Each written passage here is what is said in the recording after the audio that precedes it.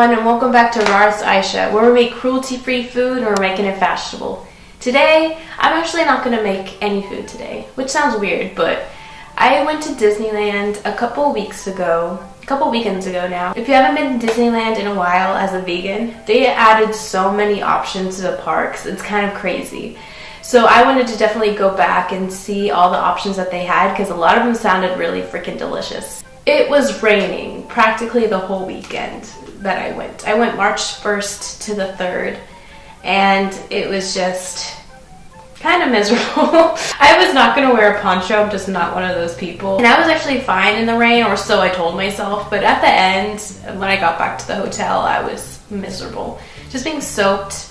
There's no way to really get over that. But I still did check out a lot of great vegan food in Disneyland. If you're going to the park as a vegan, I definitely recommend Happiest Vegan on Earth. She does an amazing job at covering all the vegan choices in Disneyland and California Adventure. The first thing I got, we went to Disneyland first, and of course walked through Adventureland. I don't know why, but I always tend to go through Adventureland first. And of course, if you go to I think it's Bengal's Barbecue, they have amazing veggie skewers. And it sounds like, okay, whatever, veggies on a stick, how great could it be? But the marinade they have is really tasty. And they have a nice chili sauce that you can use to put on top or maybe for a dip. It was the perfect opening. It's not too heavy. Especially when it's hot out, it's a great option because you don't want to be eating fast food when it's hot. You want something a little bit more nourishing. And also it always comes with potatoes, and you know how a vegan girl loves potatoes. Another great option in Disneyland, which I didn't get this time because I always get it, and now I have a recipe on this channel for it, is the Disneyland gumbo at the veranda. The Royal Veranda. At the Royal Veranda. That's a great option. It's rarely filling. You get a whole sourdough bowl with it, so there's no way you're gonna leave hungry with that. And it's seasoned really well. And if you like spice, they have those Tabasco sauce packets, and it's amazing. Now that I think of it, I didn't even get Dole Whip. I didn't get Dole Whip. Now I'm sad. Now I need to go back just to get the Dole Whip. I didn't try the new Dole Whips either. What is wrong with me? So Friday night for dinner, I decided to get the chili dog I've been hearing so much about at the Harbor Gallery. They didn't have signs out for it. I know it was a special, and I didn't know. I was so afraid that they weren't going to have it again or have it anymore when I went there. But they had it. I had to go, and you just have to ask them. In Disneyland, the word vegan is so normal. I feel like I go to a restaurant here and I tell them I'm vegan and they don't really know what I'm talking about. But in Disneyland, they're on it. They're like, oh, you're vegan? Okay, we'll make sure we'll take off all this, and this. But the chili dog, let's get back to the chili dog. It's a good option. I wouldn't personally get it again. The chili is amazing. The little chili is so good. It is so well done. With the brat, it was just, I like a little bit of crisp on my outside of my hot dogs and brat. I don't just like when you bite it, it's just ugh, a raw, it was almost like raw. Like a raw sausage. I felt like they could have cooked it longer and made it a little bit more brown. They did have the Tabasco sauces there, which was great, so I added that on top of my chili dog. By the time I ate that, I went on Star Tours afterwards, and after that I was like, okay, oh no, wait, I got one more thing on Friday night. Of course I got a Mickey pretzel, and I ate that in line while I was in Star Tours. I brought my dog.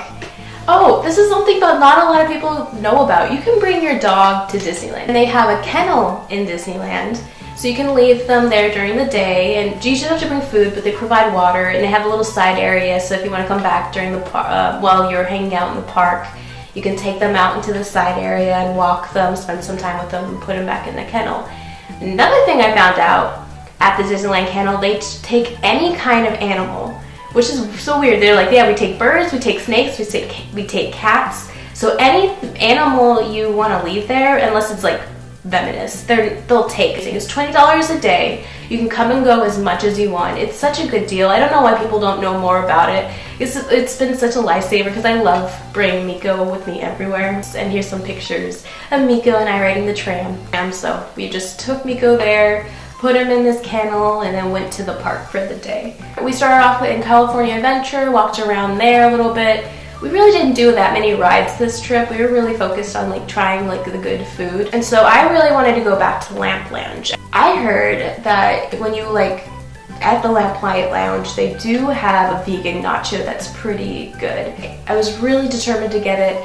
The thing about the Lamplight Lounge though is they say they open at 11, but they really open at 11:30. Like you have to get there at 10:30 and wait an hour. And usually it's not that bad, but because it was pouring rain, it was so miserable waiting to get in. And there's no coverage. You're just literally just going down. The line just lines up next to like the bridge, the wooden bridge going over to Pixar Pier. But it's totally worth it to get inside. They have really cool drinks. They have awesome food. They have multiple vegan options, 3 solid vegan options.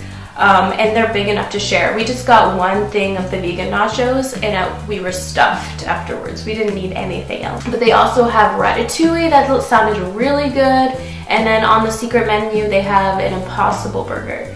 So Sunday, we made 2 reservations at like sit-down restaurants that otherwise you can't really get into. In the morning, we went to Storytellers, and it's a buffet style, but they have a lot of great options. We went for brunch. When you make the reservation online, you can put your dietary needs. They don't really have vegan as a dietary need, which is weird, so you just have to go through and check like seafood, milk, and all these different things, eggs, and all that stuff. And when you get there, they're like, oh, you have an allergy, and they list off, and you just tell them you're vegan. And the woman I talked to, she's like, oh, that's easy. I don't know why they don't have that as an option. But they take me to the table, and as soon as the waiter comes, he's like, oh, are you my vegan? I'm like, yeah! They make a vegan pancake, the Mickey waffles, and the omelet. And I heard about the omelet and the Mickey waffles. I didn't know they had pancakes, but we got one of each. But the omelet is amazing. It was so good. It was so nourishing. But it was so tasty, you guys. I can't even tell you. You have to go there and try it yourself. It was so good.